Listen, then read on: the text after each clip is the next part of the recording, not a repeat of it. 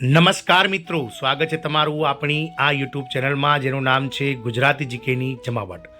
તો ફરી એકવાર મિત્રો આપણે આપણી ચેનલમાં આજના દેશભરના આંગણવાડી સમાચાર સાથે ઉપલબ્ધ છીએ. તો આજના વિડીયોમાં જાણીએ કે ગતરોજ આ રાજ્ય સરકાર દ્વારા જે બજેટ વિધાનસભામાં રજૂ થયું એપ્રિલ મહિનામાં, તેમાં પણ મિત્રો સરકારી કર્મચારીઓ માટે અને આંગણવાડી કર્મચારીઓ માટે કોઈપણ જાતની જાહેરાત કરવામાં નથી આવી. આથી હવે મિત્રો જે લાખો આંગણવાડી કાર્યકર તેડાગર બહેનો છે કે જે રાજ્ય સરકારના ICDS પ્રોજેક્ટમાં કામ કરે છે, તેઓ હવે નારાજ થઈ ગયા છે અને તેઓ એક્શન મોડમાં આવી ગયા છે. ટૂંક જ સમયમાં મિત્રો રાજ્યભરમાં વિવિધ દેખાવો કરીને આંગણવાડી કાર્યકર બહેનો તેડાગર બહેનો જે છે તે મિત્રો સરકાર સામે પોતાનું વિરોધ પ્રદર્શન નોંધાવશે. આંગણવાડી કાર્યકર તેડાગર બહેનો એટલે કે આંગણવાડી કર્મચારીઓની મુખ્ય માંગણી છે કે જે પગાર વધારો એટલે કે માનદ વેતનમાં સરકાર દ્વારા વધારો કરવામાં આવે. ICDS પ્રોજેક્ટ એ કેન્દ્ર સરકાર દ્વારા ચલાવવામાં આવતો પ્રોજેક્ટ છે અને આ પ્રોજેક્ટમાં 60% માનદ વેતન કેન્દ્ર સરકાર દ્વારા અને 40% માનદ વેતન રાજ્ય સરકાર દ્વારા ચૂકવવામાં આવે છે. રાજ્ય સરકારોએ પોતાનો હિસ્સો 100%થી વધારે દરેક રાજ્ય સરકાર દ્વારા કરી દેવામાં આવે છે, પરંતુ કેન્દ્ર સરકાર દ્વારા 7 વર્ષ જેટલો સમયગાળો વીતી ગયો. છેલ્લે 2018માં વધારો કરવામાં આવ્યો હતો.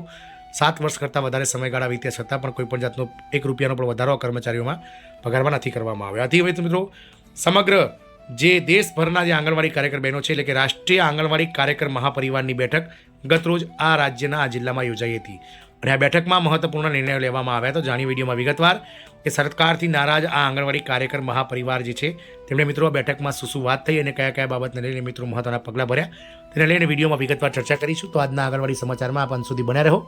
જો આપ અમારી ચેનલમાં નવા હોય તો અમારી ચેનલને લાઇક, શેર, સબસ્ક્રાઇબ કરી બાજુમાં રહેલું બેલ આઇકોન દબાવીને ઓલ નોટિફિકેશન ઓન કરી લેશો, જેથી કરીને ચેનલ પર મૂકવામાં આવતા આવા આંગણવાડી સમાચાર, પગાર વધારાના સમાચાર, માનદ વેતનના વધારાના સમાચાર વગેરે તમને સરળતાથી ચેનલના માધ્યમથી ઉપલબ્ધ થઈ જાય. તો મિત્રો આ રાજ્યમાં રાષ્ટ્રીય આંગણવાડી કાર્યકર મહાપરિવારની બેઠક યોજાઈ હતી. સોમવારે અમારા પોતાના પ્રતિનિધિ સિકંદરાબાદમાં એક ખાનગી મકાનમાં જે છે તે મિત્રો આ આંગણવાડી કર્મચારીઓની બેઠક યોજાઈ હતી. વાત કરીશું મિત્રો સોમવારે આ રાષ્ટ્રીય આંગણવાડી સેવિકા મહાપરિવાર વતી ટૂંકા ગાળાની સૂચના પર સત્યભામાસિંહની અધ્યક્ષતામાં સિકંદરાબાદના એક ખાનગી મકાનમાં કાસેડા કોમ્પ્લેક્સ હોલમાં એક મહત્વપૂર્ણ બેઠક યોજાઈ હતી. આ મિટિંગમાં ડઝનબદ્ધ કાર્યકરોએ ભાગ લીધો હતો, જેમાં કુમારી મીના, કુમારી જ્યોતિ, પંપી કુમારી, સંકોતલા કુમારી, રીના કુમારી, મંજુ કુમારી, કંચન કુમારી, મનોરિમા કુમારી સહિત અનેક સ્વયંસેવકોએ ભાગ લીધો હતો.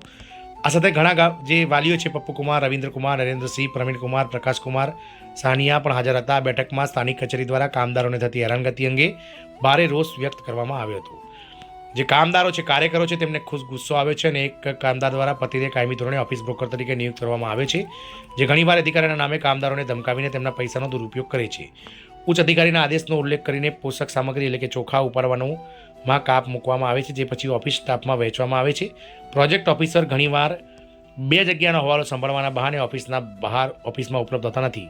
વચેટિયાઓ અને ભ્રષ્ટ કર્મચારીઓ આનો પૂરો ફાયદો ઉઠાવી રહ્યા છે. આ બધી બાબતોથી કાર્યકરો ગુસ્સે ભરાયા હતા. નર્સોએ ઉત્પીડન સામે અવાજ ઉઠાવવાનું નક્કી કર્યું છે અને ફરિયાદો પણ કરી છે. આ માટે મિત્રો સર્વાનુમતે નિર્ણય લેવામાં આવ્યો છે અને આગામી 13 એપ્રિલના રોજ રાજ્યભરમાં મિત્રો જે છે તે નિર્ણય લેવા માટે બેઠક યોજાશે. આ મિત્રો ઉત્તર પ્રદેશ રાજ્ય સરકાર દ્વારા આંગણવાડી કાર્યકરો પરિવાર દ્વારા અતિ મહત્વની બેઠક યોજાઈ હતી અને આગામી 13 એપ્રિલમાં ઉત્તર પ્રદેશ આંગણવાડી કર્મચારીઓના વિવિધ પ્રશ્નોને લઈ અને વાચા આપવા માટે મિત્રો જે છે તે મિત્રો બેઠક યોજાશે અને સમગ્ર રાજ્યભરના લાખો આંગણવાડી કર્મચારીઓ આ બેઠકમાં ભાગ